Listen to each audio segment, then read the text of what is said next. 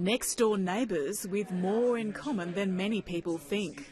Indonesia is the world's largest Muslim nation. But how many of you have heard Indonesia is home of the world's largest jazz festival?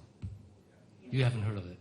Indonesia's economy, influence and confidence are on the rise, but it's early days for Australian engagement. Whether it's security, biohazards, commercial opportunities, political opportunities, it doesn't make sense for Australia to remain disengaged. Australia is seen broadly as more China, Japan and Western focus, while the French, Germans and Chinese are all in Indonesia. Is the circumstance of engaging commercially with Indonesia across industries easy everywhere? No, it isn't.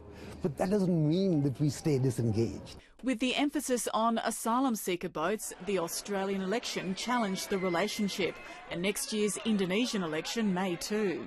I think there hasn't always been a strategic vision of exactly where that relationship can go. What are the bigger issues where Australia and Indonesia really do have common interests?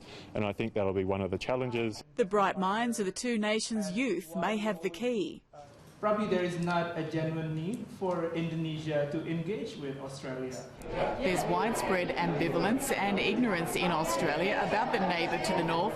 These young Indonesian and Australian leaders are trying to turn that around.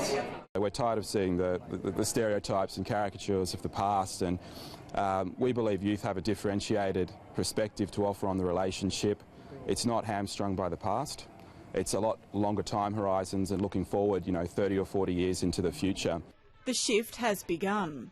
I think we're talking a little bit more about the economic opportunities, but by and large, yes, I think the fact that very few Australians study Indonesian language and very few have travelled to regions outside of Bali is quite important. A long way to go for a big country. Karen Barlow, ABC News, Canberra.